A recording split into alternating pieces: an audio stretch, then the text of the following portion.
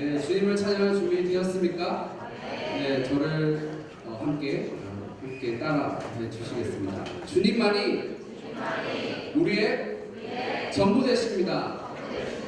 주님만이 우리의 소망 되십니다. 네, 그것을 믿으십니까? 네, 우리 하나님께 영광과 감사의 찬양의 박수를 올려드리겠습니다. 할렐루야!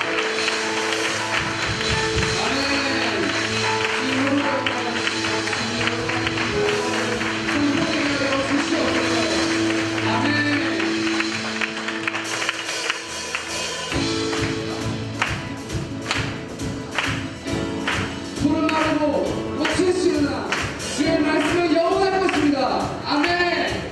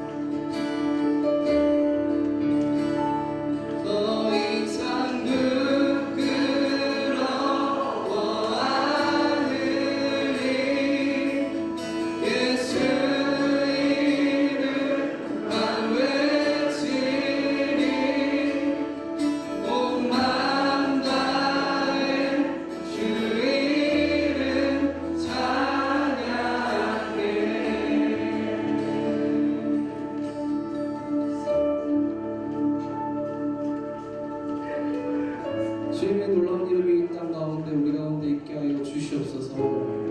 우리가 이 세대를 본받지 아니하고 마음을 새롭게 하고 변화마다 하나님의 선하시고 온전하시고 기뻐하시는 뜻이 무엇인지 날마다 묵상하는 거룩한 세대가 되게 인도하여 주시옵소서. 주님만이 우리의 수방 되십니다. 주님만이 우리의 영원한 반석 되십니다.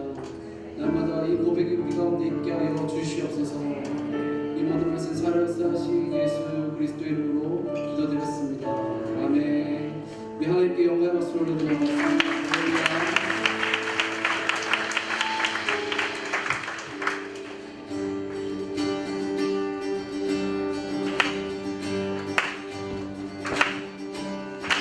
주님께 영광 존귀 찬양 드려 우리 모두 전하리 그 위대하심을.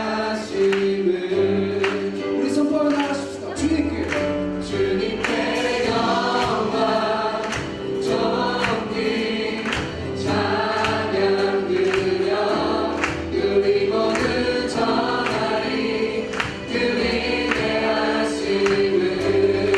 선포하며 나가십시다. 주님께 영광 존귀 찬양 드려 우리 모두 전하리 그 위대하심을.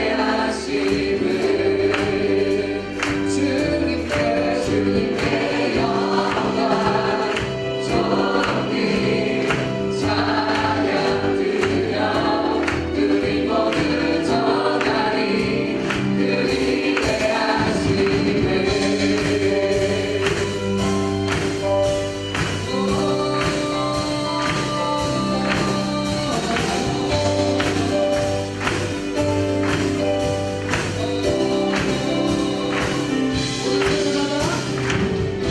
모든 세대마다 자녀들에게도 주의 뜻과 주의 능력을 주의 신실하심 주의 영광을 전하리.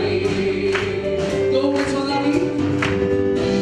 우리 전하리 모든 세대에 주의 자비하심과 은총을 뜻하라.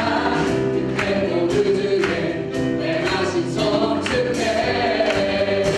주님께 영광 존귀 찬양 드려 우리 모두 전하리 그 위대하심을. 주님께 영광 존귀 찬양 드려 우리 모두 전하리 그 위대하심을.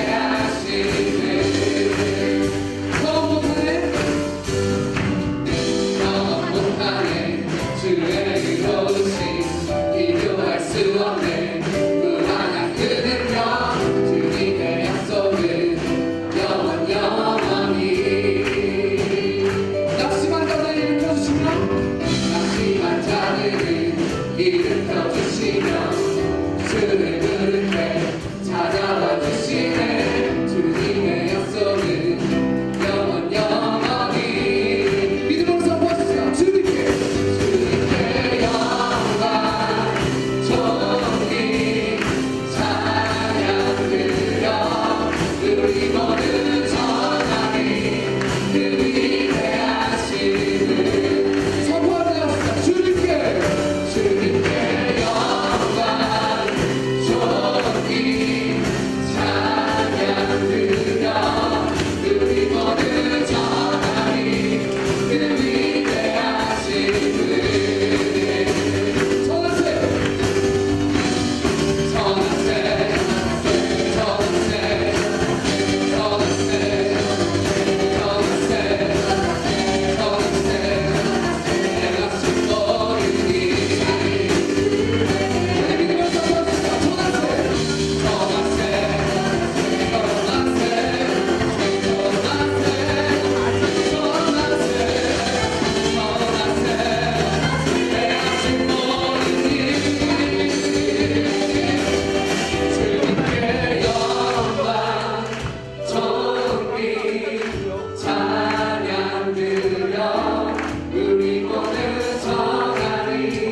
그 위대하심을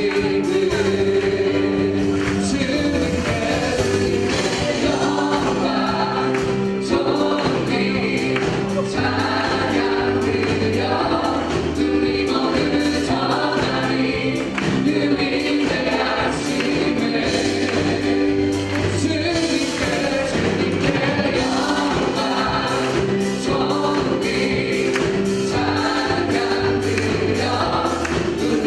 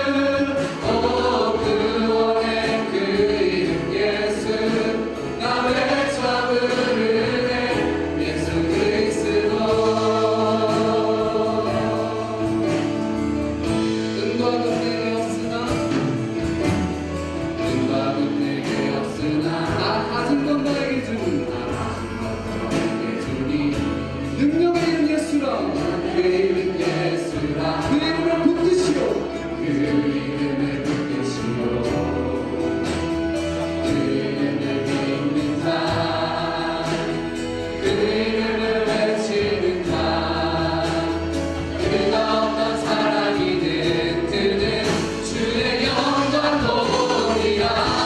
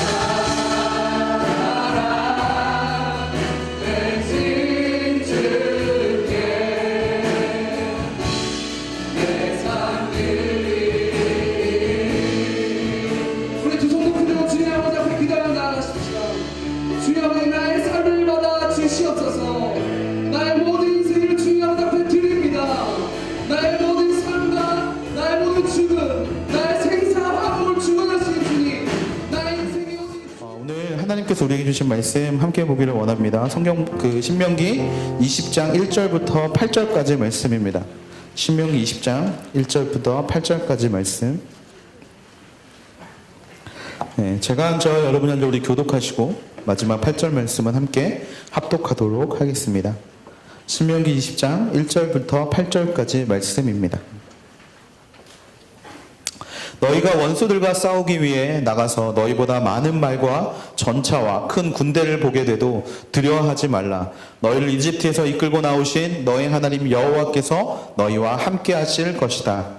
너희가 싸움터에 나갈 때는 제사장이 앞으로 나아가 군인들에게 연설해 이렇게 말하라. 이스라엘에 들으라. 오늘 너희는 너희 원수들과 싸우러 나가고 있다. 마음 약해지지 말고 두려워하지 말라. 공포에 질리거나 그들 앞에서 떨지 말라.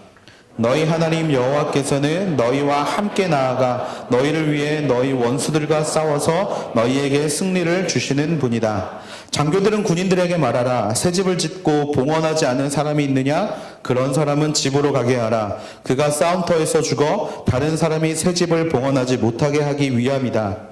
포도원을 만들고도 즐기지 못한 사람이 있느냐? 그런 사람은 집으로 가게 하라. 그가 싸움터에서 죽게 돼 다른 사람이 그 열매를 먹지 않도록 하기 위함이다. 여자와 약혼하고 결혼하지 못한 사람이 있느냐? 그런 사람은 집으로 돌아가게 하라. 그가 싸움터에서 죽게 돼 다른 사람이 그 여인과 결혼하지 못하게 하기 위함이다.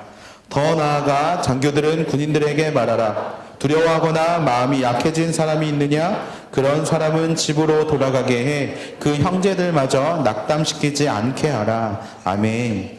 오늘 하나님께서 이 말씀을 통해 저 여러분에게 은혜 주시기를 원합니다.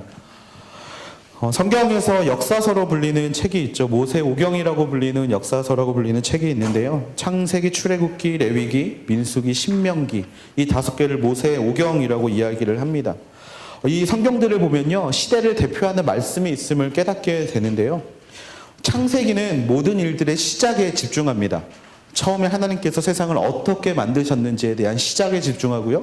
또 인간을, 동식물을 어떻게 만드셨는지, 그리고 인간들이 왜 흩어졌는지, 그리고 죄가 어떻게 시작했는지, 이런 시작의 문제에 집중하고 있는 것이 창세기죠. 바로 시작의 역사가 이 창세기 안에 들어 있습니다. 두 번째로 나오는 게 출애굽이죠. 이 출애굽하면 탈출의 역사가 이 안에 들어 있습니다. 출애굽으로 넘어오면서 성경은 이제 탈출의 역사를 이야기하는데, 힘들고 어려운 상황에 살고 있던 이스라엘 백성들이 어떻게 그 땅을 탈출하게 되고 어떻게 하나님의 도우심을 받고 달려가는지, 바로 그 기록이 출애굽기에 나와 있죠. 그 다음에 나오는 역사는 적응의 역사입니다. 바로 레위기와 민수기, 그리고 신명기 상반절에 나오는 부분들이 바로 이 적응의 역사예요. 우리를 속박했던 모든 것들에서 탈출한 다음에 과연 하나님의 백성으로 어떻게 살아야 하는가? 이제 새로운 문화가 우리 눈앞에 펼쳐져 있고 새로운 것들이 펼쳐져 있는 상황에서 우리가 어떻게 살아야 하는가를 전하는 책, 그것이 바로 레위기, 민수기, 신명기라는 것입니다. 그렇게 하나님께 적응을 한 사람들, 그렇게 하나님께서 이끌어내시고 하나님을 따라 걸어 나온 사람들에게 이제 또 하나의 역사의 장이 펼쳐지는데, 그 역사의 장은 바로 전쟁의 역사입니다. 전쟁의 역사. 신명기 20장 이후부터 여호수아로부터 시작하는 성경은 이제부터 전쟁만 계속되는 것들을 우리가 바라볼 수 있게 됩니다. 우리가 어떻게 살아야 하는지에 대한 가르침을 받았다면 그 가르침대로 살아야 하는데요, 그 가르침대로 살다 보면 당연히 따라오는 게 전쟁이라는 것입니다. 이제 적응을 했으면 싸워야 한다라는 것이죠. 옛날의 나의 모습과 싸워야 하고, 또 새로운 도전으로 나에게 다가오는 일들과 우리는 싸워야 한다라는 겁니다. 이 모세오경의 역사는 오늘의 인생이라 불리우는 길을 걸어가는 우리에게 시사하는 바가 굉장히 크다라는 것을 우리는 알아야 합니다. 우리의 인생에는 시작의 역사가 항상 있습니다. 대학교를 들어갈 때도 시작의 역사가 되는 거고요. 또 누군가를 만날 때 만남의 역사가 시작이 되는 겁니다. 그리고 우리가 이 세상에 태어났을 때도 우리는 한 가정이라는 그 시작, 가정의 시작의 역사와 함께 한다라는 것이죠. 모든 일에는 시작이 있습니다. 그렇기 때문에 우리는 시작을 할 수밖에 없습니다. 그 시작에는 분명히 하나님의 도우심과 이끄심이 있었다라는 사실을 우리는 기억해야 한다라는 것이죠. 그렇게 시작의 역사가 됐다면 두 번째로 끊임없이 현재의 유혹들과 어려움에서 탈출하려는 노력이 우리 안에 있어야 합니다. 누구의 이끄심을 받아서? 하나님의 이끄심을 받아서. 우리의 시작이 있었다면 그 시작이 바른 길로 가고 있는가? 혹시 잘못된 길로 가고 있었다면 그 시작의 일에서 탈출하는 그런 탈출의 역사가 우리의 인생 가운데 있어야 한다라는 겁니다. 그리고 세 번째, 하나님의 부르심 앞에 섰을 때 과연 그 탈출의 역사 이후에 다시금 하나님의 자녀로서 살아가고자 하는 하나님께 적응하는 적응의 역사가 일어나야 한다라는 것이죠. 고린도후서 5장 17절에 보면 누구든지 그리스도 안에 있으면 새로운 피조물이라고 이야기를 합니다. 이것은 무엇을 의미하냐면요, 그리스도 안에 있지 않았던 과거에서 탈출해서 새롭게 그리스도 예수 안에 들어갔을 때 우리 안에는 새로운 예수 그리스도 안에 있는 그런 새로운 것에 대한 적응이 있어야 한다라는 것입니다. 그 새로운 것에 적응할 수 있는 우리가 되어야 합니다. 여러분들 신발을 사면 적응 기간이 필요해요. 저는 평발이기 때문에 구두를 잘 신지 않습니다. 왜냐하면 구두를 신으면 발이 너무 넓어져가지고 구두가 너무 이상해지거든요. 그러다 보니까 항상 신발에 발을 맞추는 게 아니라 처음부터 그냥 널찍한 구두를 신습니다. 사람이 신발을 신을 때 항상 고려해야 될 것은 처음의 모습이 아니라 내가 이것을 신었을 때 어떤 모양으로 바뀌는가를 우리는 생각을 해야 돼요. 이게 바로 적응이라는 것이거든요. 하나님을 믿겠다고 결심하고 다짐한 사람들에게는 이런 적응의 시간이 분명히 필요합니다. 왜냐하면 이 적응의 시간이야말로 우리를 그리스도 안에서 새로운 피조물로 만드는 시간이기 때문에 그렇다라는 겁니다. 그런데 적응만 한다고 다가 아니라는 것이에요. 바로 전쟁을 해야 한다라는 것입니다. 우리의 인생에서도 마찬가지로 동일한 전쟁이 벌어집니다. 성경 말씀에서 등장하는 전쟁처럼 사람을 죽이는 것 같은 전쟁이 실제로 우리 인생 가운데 일어나진 않지만 어떻게 보면 그보다 더 피비린내 나는, 어떻게 보면 그보다 더 치열한 전쟁을 우리는 살아야 한다라는 것이죠. 본문으로 돌아와서 우리 1절 말씀을 같이 한번 보도록 하겠습니다. 1절 말씀 같이 한번 읽어보겠습니다. 시작.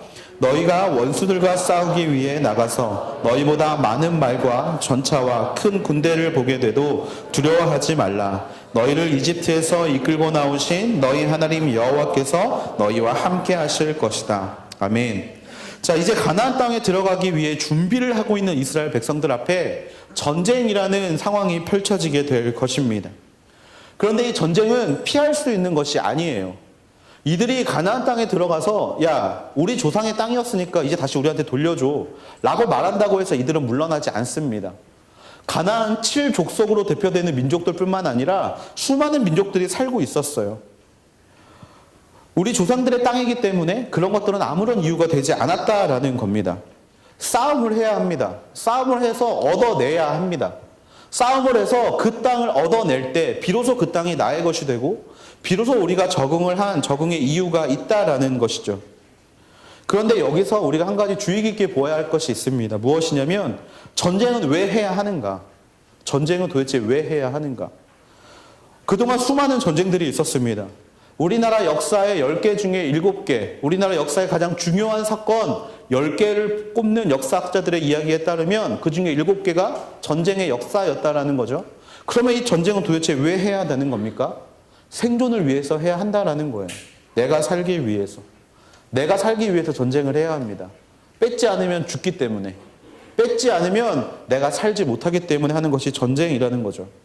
그런데 전쟁을 앞둔 이스라엘 백성들에게는 한 가지 특이점이 있었습니다. 그것이 무엇이었냐면 이스라엘에게 있어서의 전쟁의 의미가 달랐다라는 거예요. 남의 것을 뺏기 위한 전쟁. 그냥 하나님을 모르는 사람들이 보기에 그냥 그거는 가나안 침략한 거 아니냐.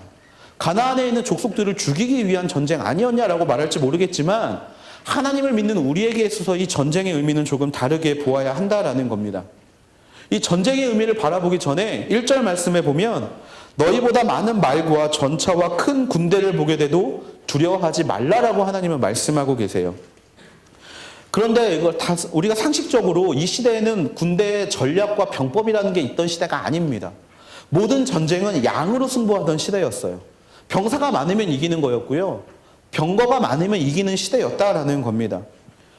내가 죽는 싸움처럼 보여요. 그냥 바위를 계란으로 바위 치는 것 같은 상황처럼 보인다라는 겁니다. 이제 출애굽한 이스라엘 백성들에게 병거가 어디 있겠습니까? 그들이 가지고 나왔던 거는 그냥 농기구가 전부였을 텐데 그들이 가지고 있던 무기가 어디 있었겠습니까? 기껏해야 가지고 있었던 것은 양과 소 아니었겠습니까? 이것을 전쟁에 어디에 썼겠어요? 물론 병참에는 쓸 수 있었겠죠. 뭐 먹는 것에는. 하지만 이스라엘은 아무런 전쟁의 준비가 되어 있지 않았다라는 거예요. 애초에 인간적인 눈으로 보면 싸워서는 안 되는 상태였다라는 겁니다. 이런 상태에서 전쟁을 왜 해야 하는가? 바로 여기에서 우리는 다른 전쟁의 의미를 찾아볼 수 있다라는 것이죠. 이스라엘에 있어서 전쟁의 의미는요, 내가 무언가를 얻기 위한 전쟁이 아니었습니다. 이스라엘에게 있어서 전쟁의 의미는 하나님이 우리와 함께 한다라는 사실을 보기 위한 전쟁이었다라는 거예요. 1절 말씀에 보면 너희를 이집트에서 이끌고 나오신 너희 하나님 여호와께서 너희와 함께 하실 것이다 라고 이야기를 하고 있습니다. 다른 말로 이야기를 하면 너희와 함께 하시는 여호와 하나님을 발견할 수 있는 장소가 바로 전쟁터였다라는 거예요. 이 싸움은 너희가 살고 남을 죽이는 전쟁이 아니라 너희 하나님 여호와께서 너희와 함께 한다라는 증거를 바라볼 수 있는 자리다. 그렇기 때문에 우리는 어떻게 해야 합니까? 전쟁에 참여해야 한다라는 거예요. 왜? 그곳에 하나님이 계시기 때문에. 마찬가지로 오늘의 우리의 인생 가운데서도 치열한 전쟁들이 있습니다. 총성 없는 전쟁. 칼은 들지 않았을 뿐이지 서로를 죽이고 있는 전쟁. 그런데 우리는 그곳 가운데 들어가기 두려워합니다. 그곳 가운데 들어가기 어려워해요. 왜? 내가 상처 입는 것이 두려워서. 내가 무너질까 봐. 내가 그 자리 가운데 내 모습을 유지하지 못할까 봐. 우리는 두려워서 삶의 전쟁터 가운데 뛰어들기를 거부합니다. 그러다 보니까 숨게 되고, 그러다 보니까 도망가게 되고, 그러다 보니까 제때 졸업하지 않게 됩니다. 그게 우리의 모습들이라는 거예요. 그런데 하나님은 우리에게 분명히 말씀하고 계시다라는 겁니다. 나를 발견하고 싶다면 전쟁터로 들어가라. 나를 찾고 싶으면 험난한 삶 가운데로 들어가라. 그러면 그곳 가운데 너와 함께하는 나 여호와를 너희는 발견할 수 있게 될 것이다 라고 하나님께서 우리에게 말씀하고 계시다라는 겁니다. 그 전쟁터의 한복판에 서 있는 여러분이 되기를 주님의 이름으로 축원합니다. 도망치지 마십시오. 회피하지 마세요. 그곳 가운데 하나님이 계시다라는 거예요. 하나님은 골고다 언덕 가운데 계셨지 하나님은 저 부자의 집 가운데 왕궁에 계셨던 분이 아니라는 겁니다. 치열하게 싸움의 자리 가운데 계셨던 분이 하나님이시고 그곳 가운데 자신을 밝히 보이셨던 분이 하나님이셨다라는 사실을 우리는 기억해야 한다라는 거예요. 그 전쟁터를 달려갈 때 하나님께서 원하시는 우리의 마음가짐이 하나 있습니다. 무엇이냐면 두려워하지 말라라는 거예요. 여러분 교회 와서 가장 많이 들은 말씀이 바로 이 두려워하지 말라라는 말일 겁니다. 두려워하지 말라. 나는 너의 하나님이다. 이 말을 여러분 가장 많이 들으셨을 겁니다. 그런데 우리는 아무리 많이 들어도 두려워해요. 우리는 전쟁 가운데 나갈 때 두려워합니다. 하나님은 말씀하시거든요. 나 애굽을 이긴 하나님이야. 그 당시 초강대국이었던 애굽을 이겼던 사람이 바로 나야. 그러니까 두려워하지 마. 라고 이야기를 하시는데 이상하게 우리는 하나님을 어떻게 보면 잘 믿지 못하는 것 같아요. 그래서 두려워하게 되고 무너지게 되고 넘어지게 되고 그런 마음을 가지고 달려갑니다. 하나님은 우리와 함께 하신다고 말씀하셨습니다. 그 증거로 예수 그리스도를 우리에게 보내주셨죠. 예수 그리스도의 이름이 다른 이름이 무엇이었습니까? 임마누엘이었죠. 임마누엘의 뜻은 하나님이 우리와 함께 하신다. 하나님이 여러분과 함께 하십니다. 하나님께서 전쟁터에 나가 있는 우리와 언제나 함께 하십니다. 이 임마누엘의 하나님이 여러분의 하나님이 되기를 주님의 이름으로 축원합니다. 그래서 해야 할 일이 있습니다. 두려움을 가지고 달려갈 때 우리가 해야 할 일이 하나 있는데요. 2절에서 3절 말씀인데 우리 같이 한번 읽어보도록 하겠습니다. 2절에서 3절 말씀 시작. 너희가 싸움터에 나갈 때는 제사장이 앞으로 나아가 군인들에게 연설해 이렇게 말하라. 이스라엘아 들으라. 오늘 너희는 너희 원수들과 싸우러 나가고 있다. 마음 약해지지 말고 두려워하지 말라. 공포에 질리거나 그들 앞에서 떨지 말라. 아멘. 우리가 해야 할 일이 있습니다. 4가지가 있는데요. 마음 약해지지 마라. 두려워하지 마라. 공포에 질리지 마라. 떨지 마라. 하나님이 우리에게 해야 할 일 4가지를 알려주셨다라는 거예요. 이것은 언제 가능합니까? 우리가 이것을 우리의 힘으로 하려면 절대 할 수 없죠. 상대는 우리보다 큰 골리앗인데 우리가 어떻게 그것을 이길 수 있겠습니까? 하지만 하나님은 우리에게 말씀하세요. 두려워하지 마. 마음 약해지지 마. 공포에 떨지 마. 공포에 질리지 마.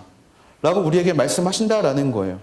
언제 이것이 가능하냐면 앞에서 말한 것처럼 임마누엘의 하나님이 나와 함께 하신다. 바로 이 사실을 믿을 때 우리는 이 마음들이 사라지게 될 줄로 믿습니다. 전쟁 중이시라면, 여러분의 삶이 전쟁 중이라고 느끼고 있다면 두려워하지 마십시오. 하나님은 여러분의 삶 가운데 분명한 승리를 허락하시는 분이심을 믿습니다. 마음 약해지지 마십시오. 담대하게 달려가십시오. 지금 걸어가고 있는 그 길 끝에 무엇이 있는지 알지 못하고 내가 달려가고 있는 길이 맞나 틀리나 그것을 가지고 고민하고 있을 때라도 결코 마음 약해지지 마십시오.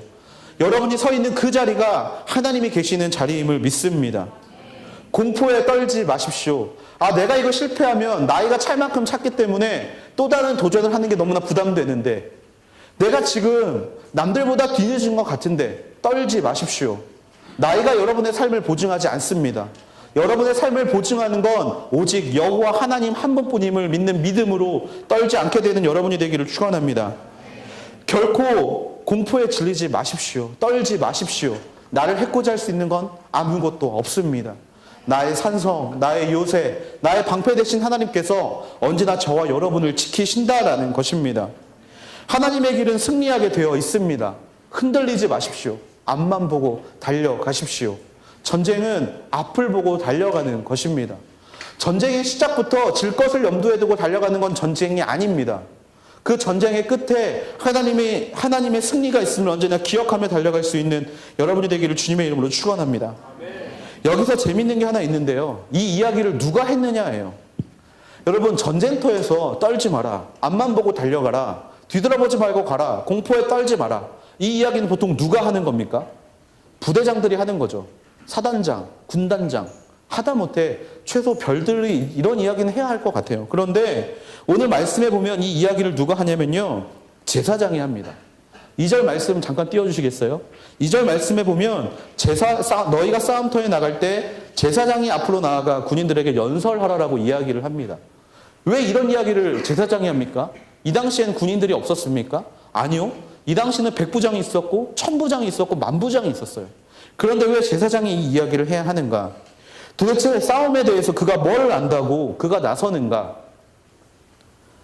왜 제사장이 나가냐 하면요. 여러분의 모든 전쟁은 다 예배의 자리에서 벌어지는 일이기 때문에 그렇습니다.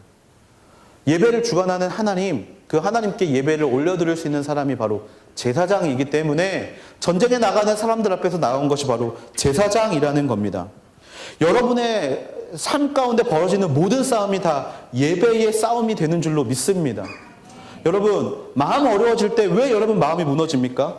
그것이 예배인데, 예배면 하나님만 바라봐야 되는데 하나님을 바라보지 못하기 때문에 전쟁이 일어나는 거예요. 우리가 하나님만 바라보면 전쟁은 일어나지 않습니다. 우리가 인생의 싸움 앞에서도 마찬가지로 하나님을 바라보는 인생에게는 전쟁이 일어나지 않아요. 혹여 전쟁이 일어난다고 하더라도 그 전쟁의 승리는 하나님께서 허락하시는 것이기 때문에 우리가 그 자리가 바로 예배의 자리임을 언제나 기억하며 달려가야 합니다. 이스라엘 백성에게 있어서 일상은 예배였습니다. 모든 상황이 예배였고 모든 상황이 그래서 하나님을 바라보는 자리였다라는 거예요. 그래서 모든 전쟁의 순간은 하나님의 능력을 선포하는 선포의 장이었다라는 겁니다. 그래서 제사장이 이야기한다라는 거예요. 오늘날 제사장은 누굽니까? 제가 제사장입니까? 아니요. 오늘의 제사장은 여기 앉아있는 모든 사람이 제사장입니다. 하나님을 나의 주님으로 고백하는 모든 사람이 제사장이고 예수 그리스도를 나의 구주로 고백하는 모든 사람이 제사장입니다. 전쟁의 승리는 그러면 누가 선포해야 합니까? 바로 여러분들이 선포해야 한다라는 거예요. 넘어졌다고 교회에 와서 목사님 넘어졌어요, 힘들어요, 무너졌어요 라고 할 것이 아니라 여러분들이 스스로 그 자리 가운데 예수 그리스도의 승리하심을 선포하는 자들이 되기를 바랍니다. 여러분의 입에 하나님께서 그 권세를 주셨습니다. 제사장에게 두려워하지 말라라는 권면의 말씀을 주셨던 것처럼 오늘날 승리의 말씀을 저와 여러분에게 주셨다는 사실을 믿고 달려갈 수 있는 여러분이 되기를 주님의 이름으로 축원합니다. 앞에서 말했지만 규모의 싸움이 아닙니다. 능력의 싸움도 아닙니다. 하나님께 달린 싸움입니다. 그 마음을 가지고 달려가게 되기를 소망합니다. 이사야 41장 10절 너무나 유명한 말씀, 너무나 유명하기 때문에 여러분이 외웠으면 좋겠는 말씀이 이 말씀인데요. 같이 한번 읽어보기를 원해요. 시작. 그러니 두려워하지 마라. 내가 너와 함께 있다. 걱정하지 마라. 나는 내 하나님이다. 내가 너를 강하게 하고 너를 도와주겠다. 내 의로운 손으로 너를 붙들어 주겠다. 언제나 이 말씀을 붙잡고 달려갈 수 있는 여러분이 되기를 축원합니다. 그런데 우리가 이 말씀을 볼 때 한 가지 좀 조심해야 될 게 하나 있어요. 무엇이냐면 이 말씀은 어느 상황이건 적용되어야 하는 말씀이라는 겁니다. 무슨 이야기냐면 우리가 우리의 삶 가운데 승리함을 맛봤어요. 승리함을 맛봤고 무언가 성취감을 맛봤을 때 적용되는 말씀이 아니라라는 거예요. 우리가 낭망했을 때, 우리가 무너졌을 때, 또한 혹여나 우리가 그 전쟁 가운데 포로로 잡혀갔을 때도 이 말씀은 동일하게 우리에게 적용되어야 한다라는 겁니다. 다시 본문으로 돌아와서 4절 말씀을 다시 한번 읽어보면 좋겠는데요. 4절 말씀 다시 한번 읽어볼게요. 오늘 보면 4절 말씀 시작. 너희 하나님 여호와께서는 너희와 함께 나아가 너희를 위해 너희 원수들과 싸워서 너희에게 승리를 주시는 분이다. 아멘. 너희에게 승리를 주시는 분이다. 이 승리의 포인트가 있다는 겁니다. 여러분, 승리라고 이야기를 하면 우리는 무조건 이기는 것을 생각할 때가 많아요. 그런데 여러분, 승리와 이기는 것은 항상 동일하지 않다라는 것을 기억해야 합니다. 전쟁이 있어요. 이 전쟁의 가장 큰 그림은 무엇이냐면 전쟁의 최후에 승리하는 것이 큰 그림입니다. 그러면 전략적으로 국지전에서는 질 수도 있어요. 라인을 물려야 하는 상황에서는 져야 할 때도 있다라는 겁니다. 그런데 우리는 우리의 삶의 모든 것이 승리하기만을 원해요. 이 승리는 앞에서 말한 것처럼 이기는 것을 전제하는 승리입니다. 그런데 하나님은 큰 그림을 보고 계시다라는 거예요. 하나님은 최후의 싸움에서 승리하시기를 원하시는 분이십니다. 그리고 그 승리를 위하여 우리의 인생 가운데 밑그림을 그리시는데 때로는 그 밑그림이 우리가 넘어지는 그림일 수도 있어요. 우리가 무너지는 그림일 수도 있어요. 또한 우리가 정말 돌아봤을 때 아무런 응답이 없는 그림일 수도 있습니다. 하지만 그때마다 마음 무너지지 않게 되기를 바랍니다. 결국에 그런 밑그림을 통해서 하나님이 이루실 것은 최후 승리라는 사실은 변하지 않는다는 사실을 기억하게 되기를 바랍니다.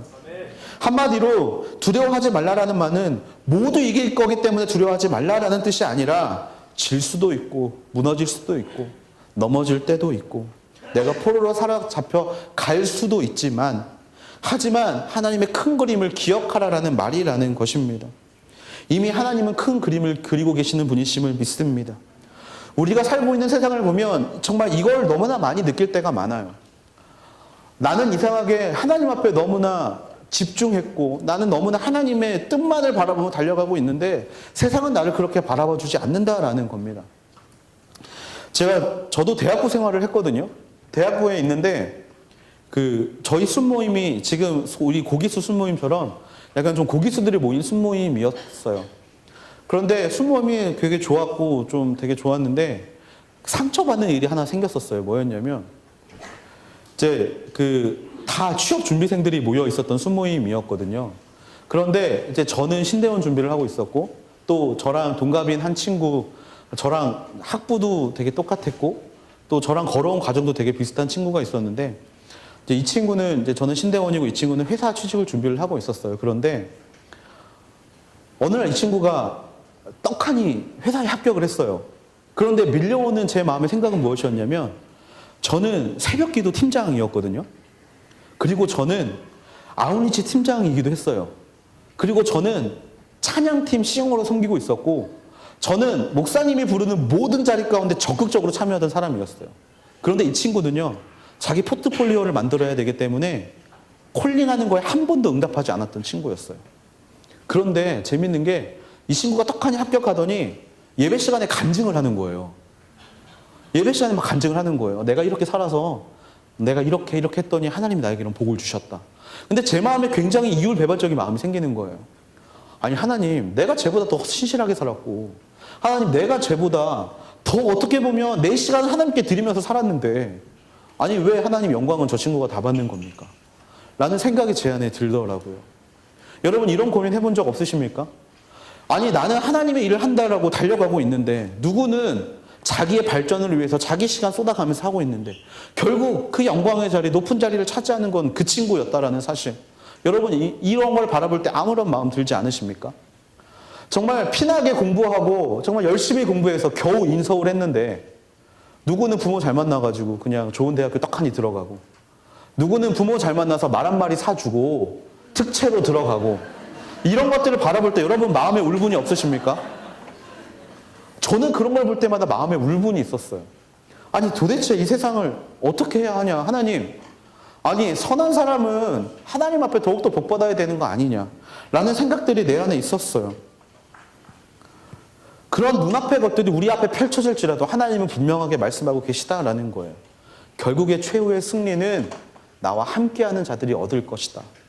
너의 눈앞에 그런 것들이 너의 마음을 무너지게 할 때 결코 두려워하지 말고 억울해하지 말고 마음 아파하지 말아라. 결국에 하나님, 너의 아버지 하나님께서 최후의 순간 가운데 너희에게 그 모든 것을 갚아주실 것이다. 바로 이것이 하나님의 큰 그림이라는 겁니다. 여러분 눈앞에 보이는 것들 때문에 현혹되지 마십시오. 눈앞에 보이는 것들 때문에 내 신앙을 무너뜨리지 마십시오. 나도 저렇게 살면 성공할 거야. 그런 달콤한 유혹이 눈앞에 있을지라도 결코 그거에 흔들리지 마십시오. 하나님을 바라는 인생, 그 앞에 정금같이 나아가는 인생을 통하여 하나님은 분명히 최후의 승리를 이루시는 분이심을 믿습니다. 그리고 그 최후의 날에 웃으면서 하나님께 달려갈 수 있는 그런 마음을 가질 수 있는 저 여러분이 되기를 바랍니다. 어려움이 닥쳐올 때 떨 수밖에 없죠. 어떻게 사람이 두려워하지 않습니까? 면접 보러만 가도 두근거리고 떨리는 게 사람의 마음인데 어떻게 그것들 우리가 모르고 달려가겠습니까? 그렇기 때문에 하나님이 우리에게 주신 청심환이 하나 있어요. 영적 청심환. 그것이 무엇입니까? 기도라는 거예요. 기도. 여러분이 기도의 자리를 사모하게 되기를 바랍니다. 하루만 해도 내 마음 두근거릴 때가 수십 번, 수백 번인데 왜 여러분 그때마다 기도하지 않습니까? 먹어보세요. 안정되는 것을 느낍니다. 제가 프로게이머 생활을 했었거든요. 20살 때. 처음 듣는 친구들이 있을지 모르겠지만 제가 여러분에게 뭐 게임을 좋아한다는 말 되게 많이 했잖아요. 제가 20살 때 IMBC 소속으로 그 야구 게임 그 활동을 좀 했었어요. 이제 물론 그 저희 어머니의 극심한 반대로 접었지만 그때 이제 대회를 나가고 이제 대회 결승전에 나갔는데 너무 떨려가지고 우왕천심을 먹었다가 정말 너무 멍해가지고 결승전에서 그냥 무너졌던 게 지금 온게임넷에 있어요. 영상이. 그래서 한번 찾아보실 수 있는 분들 한번 찾아보시면 좋을 것 같아요. 여러분 청심환을 먹으면 마음이 편해집니다. 너무나 편해져서 아무것도 모르는 상태로 들어가게 돼요. 마찬가지로 영적 청심환을 먹게 되면요 마음이 평안해집니다.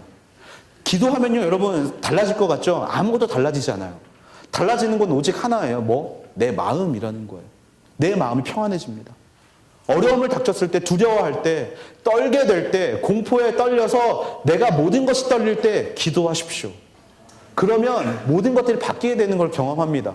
더 이상 눈앞의 문제가 아무것도 되지 않아요. 그냥 넘어갈 수 있는 일이라는 거예요. 기도하기 전에는 너무나 큰 바위 같았던 문제가 기도하고 난 다음에는 너무나 작은 정말 티끌과 같은 존재로 변하게 되는 것을 보게 됩니다. 여러분 그것들을 경험하기 위해서는 기도하셔야 해요. 예수님은 기도하셨습니다. 어느 정도로 기도하셨냐? 약물 중독자처럼 기도하셨어요. 힘들 때마다 약물 중독자들은 뭘 찾습니까? 약을 찾죠. 예수님도 마찬가지로 힘들 때마다 기도하셨어요. 기적을 일으켰는데 사람들이 자꾸 나를 따라오는 거예요. 내가 일으킨 게 아니라 하나님이 일으키신 건데 자꾸 나를 따라오는 거예요. 그때 예수님은 기도하셨어요. 죽은 자를 살리셨어요. 그랬더니 사람들이 따라오는 거예요. 아, 이 사람이 진짜 하나님의 아들인가 보다. 그때 예수님은 뭘 하셨냐면 기도하셨다라는 거예요. 두려웠던 거예요. 내가 하나님보다 높아질까 봐. 내가 하나님보다 더 영광 받을까 봐. 공포에 떨리고 질렸을 때 예수님은 기도하셨다라는 겁니다. 전쟁을 앞두고 있을 때 두렵거나 떨릴 때 기도하게 되는 여러분이 되기를 바랍니다. 기도하러 가십시오. 새벽 기도 가시고 순간순간 그것들이 정말 루틴으로 변할 때까지 습관적으로 기도할 때까지 기도하십시오. 저는 이런 것들을 보면서 권사님들에게 은혜를 참 많이 받습니다. 권사님들은 놀랄 때 뭐라고 하는 줄 알아요? 우리는 놀랄 때 뭐라고 하죠? 엄마야 라고 하죠. 하지만 권사님들은 놀랄 때 뭐라고 하시는지 아십니까? 주여, 아버지라고 하십니다. 왜? 습관이 되신 거예요. 어려움과 논란과 당황스러움이 있을 때 하나님을 찾는 것이 습관이 되어 있다는 거예요. 그러니까 권사님들 어떻습니까? 담대하신 거예요.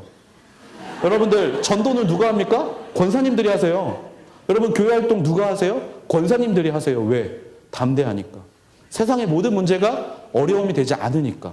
여러분 우스갯소리가 아니라 진짜로 그런 담대함이 여러분 가운데 있게 되기를 바랍니다. 그래서 놀랄 때도 주여 하는 연습을 하시고요. 두려울 때도 아버지를 찾는 연습을 해보세요. 급하게 기도해야 할 때 기도하는 연습. 바로 그것들이 여러분의 삶을 더욱더 평안함과 더욱더 아름다운 삶으로 이끌어 가실 줄로 믿습니다.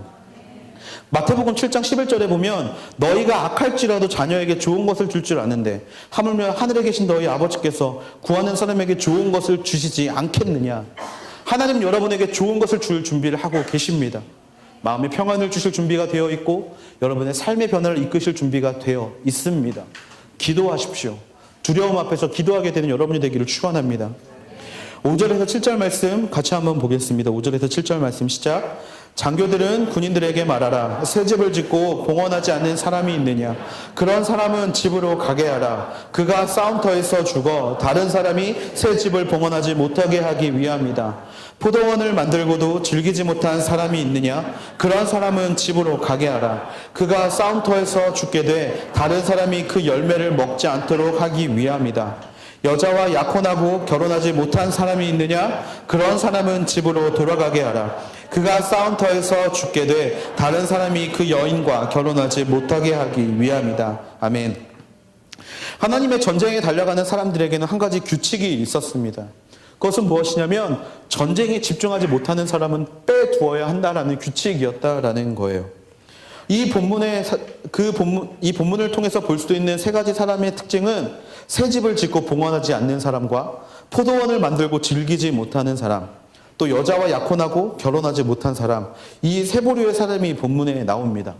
이 세 부류의 사람을 통해서 하나님께서 우리에게 주시는 두 가지 말씀이 있는데요. 첫 번째가 무엇이냐면 하나님은 결코 이기적인 분이 아니라는 겁니다. 이 세 부류의 특징이 뭡니까? 자기의 행복과 번영을 이제 막 눈앞에 보고 그 열매를 따먹기 직전인 사람들이라는 거예요. 한마디로 내가 원했던 것들을 이뤘던 사람, 내가 원했던 것을 취하려고 이제 막 했던 사람, 바로 그런 사람이었습니다. 그들 마음 가운데는 즐거움에 대한 기대와 소망과 희망이 가득했다라는 거예요. 그런데 하나님은요, 이 문제를 결코 간과하지 않는다라는 게 굉장히 중요하다라는 겁니다. 우리는 하나님을 오해하면서 삽니다. 이상하게 하나님 앞에 헌신하겠다라고 말하고 하나님 앞에 내가 무언가를 드리겠다라고 말하면 하나님은 나를 저 멀리로 보내버리시는 그런 분인 것만 같아요. 저에게도 그런 두려움이 있었거든요. 저는 선교사로서의 삶을 살겠다라고 어린 시절부터 서원했던 서원함이 있었습니다. 그런데 두려움이 있었던 게 뭐냐면 왠지 서원하면 아프리카 갈 것 같은 거예요. 왠지 서원하면 막 저기 깡촌 막 정말 제 꿈이 원래 그 아프리카에서 사자랑 페이스북 하는 게 꿈이었거든요. 사자랑 이렇게 셀카 찍으면서 나 이런 곳에 살고 있어. 너희들 와서 함께 동참했으면 좋겠어. 이런 약간 희망찬 그래도 아프리카에서 막 도시 막 이런 걸 꿈꾸는데 이상하게 제 안에 두려움이 뭐였냐면 막 모기장도 없는 곳. 막 말라리아로 막 물려가지고 막 정말 사경을 헤매는 그런 곳에 왠지 하나님이 나를 보내실 것 같고 듣기만 해도 두려운 막 아마존 같은 데 나를 보내실 것 같고 막 이런 두려움이 제 안에 있었습니다. 그런데 말씀을 볼 때마다 깨닫는 건 뭐냐면 하나님은 그렇게 하나님의 목적을 위해서 인간의 기쁨을 버리시는 분이 아니라라는 거예요. 전쟁터에서 나갈 때 이들 얼마나 소망에 부풀어 있었고 얼마나 희망에 부풀어 있겠습니까? 이제 나도 결혼하는구나. 이제 남들 다 하는 거 나도 이제 하게 되었구나 하는데 갑자기 전쟁이 터진 거예요. 그 나가는 마음이 얼마나 비참하겠습니까? 하나님은 결코 그 마음을 간과하지 않으시는 분이시라는 거예요. 그 마음의 소망을 하나님은 바라보고 계십니다. 맹목적으로 나를 따라라가 아니라 너의 인생 가운데 기쁨이 나를 따르다 보면 생길 거야 라고 말씀하고 계시는 분이 바로 하나님이라는 것입니다. 그 행복을 지켜주기를 원하시는 분이라는 거예요. 여러분, 지금 가지고 있는 행복을 뺏기기 싫어서 하나님 앞에 서원하지 못하는 분이 계십니까? 서원하십시오. 여러분이 가지고 있는 행복을 더욱더 풍성하게 채워주실 겁니다. 하나님은 그렇게 이기적인 분이 아니에요. 그런 이기적인 하나님을 생각하는 여러분이 되지 않게 되기를 바랍니다.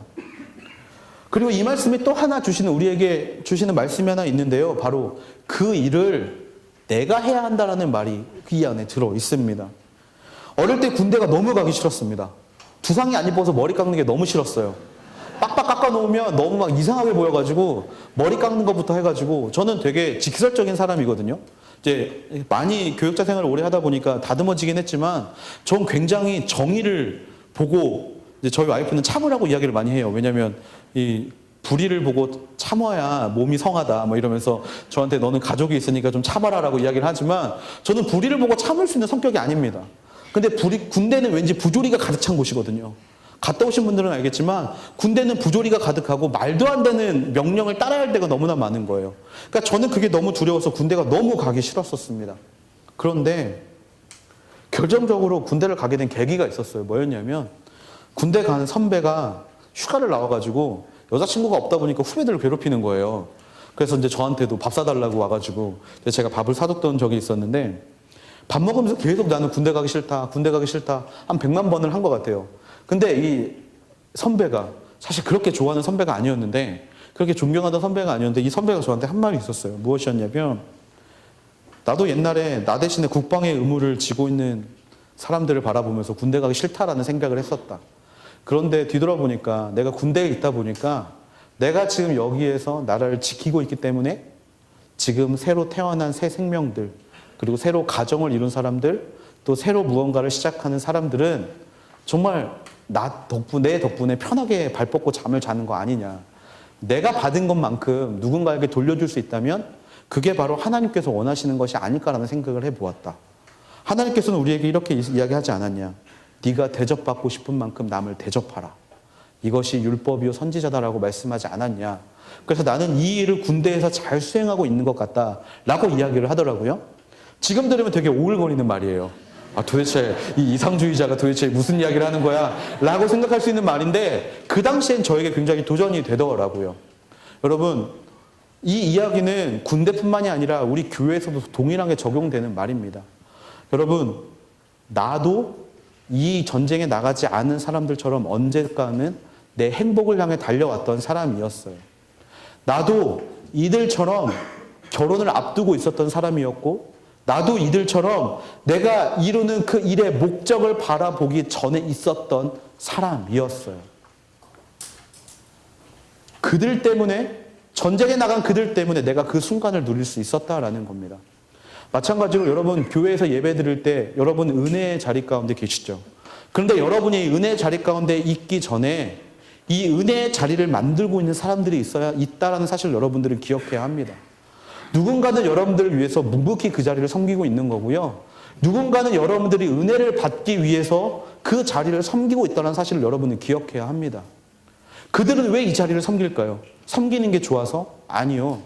그들도 누군가에게 이런 대접을 받았기 때문에 그랬다라는 거예요. 누군가에게 대접을 받았기 때문에. 그들도 그것을 흘려보내고 있는 중이라는 겁니다. 제가 말씀을 전할 때 누누이 하는 말이 있어요. 교회는 뭐다? 플로잉이다. 모든 건 흘러가야 한다. 선배들이 내게 주었던 것 내가 받았다면 내 이후의 사람들에게도 흘려보낼 수 있어야 한다. 나는 보가 되어서는 안 됩니다, 여러분. 그것들이 나로 인해서 꽉 막혀서 내 마음에만 은혜가 가득하고 내 마음에만 하나님이 주시는 복이 가득한 상황에서 살면 안 된다라는 거예요. 나도 어떻게 해야 합니까? 그것들을 흘려보낼 수 있어야 하는 사람이 되어야 한다라는 겁니다. 여러분이 대접을 받았다면 여러분도 누군가에게 대접을 할 수 있는 사람들이 되십시오. 여러분, 섬기는 자리가 있다면 아무도 그 자리를 섬기려고 하지 않을 때 내가 받은 은혜에 감사해서 그 섬김의 자리에 나아갈 수 있는 여러분이 되기를 축원합니다. 여러분, 지금 내가 그 자리 가운데 나아갈 수 없어 라고 생각했던 적이 과거에 있었다면요, 이제 그 시절은 지나갔기 때문에 먼저 섬길 수 있는 사람들이 되어야 합니다. 그게 하나님의 법칙이라는 거예요. 이들을 왜 면제해 줬습니까? 그냥 운이 좋아서. 근데 나는 운 좋아서 전쟁에 안 나갔어. 하나님은 그것을 바라보고 싶은 게 아니에요. 이들을 볼 때 질투의 마음이 있을 겁니다. 이들을 볼 때 마음 어려워하는 사람들 분명히 있었을 거예요. 막 그 경계에 걸린 사람들. 나 결혼한 지 이제 6개월 됐는데.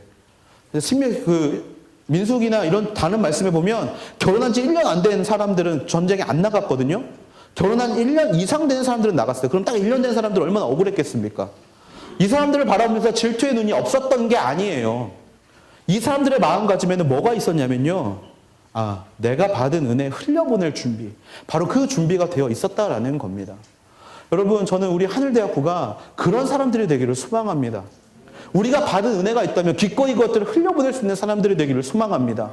나만 받고 나만 그 은혜 가운데 빠져 사는 사람이 아니라 나로 인해 그것들이 흘려갈 수 있는 사람들이 되기를 소망합니다. 그런 사람이 될 때 우리의 다음 세대가 크는 거예요. 그 사람이 될 때 우리 다음 세대가 우리를 통한 은혜를 누릴 수 있다라는 겁니다. 저는 여러분들이 그래서 그 자리를 섬길 수 있는 사람들이 되기를 바랍니다. 개인주의가 너무 극심합니다. 나만 좋으면 되라는 생각이 너무나 많아요. 그렇지 않게 되기를 바랍니다. 내가 헌신하기 때문에 누군가는 즐거움 가운데 누릴 수 있다는 사실. 내가 헌신하기 때문에 누군가 하나님을 사랑하는 자녀들이 지금도 자라나고 있다는 사실. 그 사실이 우리 마음 가운데 강같이 흘러서 그것들이 바다로, 예수 그리스도라는 바다로 흘러가게 되기를 바랍니다. 마음 무너지지 마십시오. 마음 지키십시오. 중요합니다. 하지만 그 지키는 마음, 누군가를 위해서 기쁘게 흘러보내줄 수 있는 여러분이 되기를 주님의 이름으로 축원합니다. 말씀을 마무리하려고 합니다. 여러분, 오늘 말씀은 전쟁의 장으로 우리를 이끌고 있습니다. 전쟁. 모든 것을 얻기 위한 전쟁이 아니라 정말 하나님을 증거할 수 있는 전쟁이 되기를 바랍니다. 그 전쟁 가운데 넘어질 때도 있고 슬퍼할 때도 있고 무너질 때도 있습니다. 하지만 그 전쟁, 결국에 하나님의 큰 그림 가운데는 승리함이 존재하고 있다는 사실을 언제나 기억하며 달려갈 수 있는 저와 여러분이 되기를 축원합니다. 또한 그 전쟁에 집중할 수 없는 사람들이 빠져 있는데요. 그런 약한 자들을 섬길 수 있는 우리가 되기를 축원합니다. 정말 나로부터 끊기는 것이 아니라 나로부터 다시 흘러갈 수 있는 인생. 그렇게 해서 우리의 전쟁이 우리 또 신앙의 다음 세대로 흘러갈 때마다 그 전쟁이 언제나 승리의 계가와 승리의 나팔을 부를 수 있는 전쟁이 되기를 주님의 이름으로 축원합니다. 전쟁은 하나님께 속해 있으셨음을 믿습니까? 그러면 그 믿는 마음을 가지고 세상 가운데 승리함을 선포하며 날아갈 수 있는, 내가 먼저 섬김으로 달려갈 수 있는 저와 여러분이 되기를 주님의 이름으로 축원합니다. 우리 시간에 그 고백을 함께 찬양으로 드리게 되기를 소망하는데요. 우리 시간 함께 찬양하며 나아갈 때 자리에서 일어나서 함께 결단하며 달려가게 되기를 소망합니다. 하나님, 전쟁은 하나님께 속한 것입니다. 두려워하지 않고 감사하며 기쁨으로 언제나 이 전쟁에 승리하심을 선포하시는 하나님을 믿고 달려갈 수 있는 하나님의 귀한 자녀가 되게 해달라고 우리 시간 함께 찬양함으로 나아가시겠습니다.